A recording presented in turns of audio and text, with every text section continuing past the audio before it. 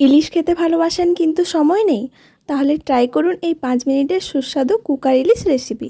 প্রথমেই বেটে নিন সাদা সর্ষে, কালো সর্ষে, কাঁচা লঙ্কা আর একটা পাকা টমেটো। এবার কুকার গরম করুন, সর্ষের তেল দিন, একটু কালো জিরে আর কয়েকটা চেরা কাঁচা লঙ্কা হালকা ফোড়ন। তারপর নুন হলুদ মাখানো ইলিশ মাছ কুকারে সাজিয়ে দিন।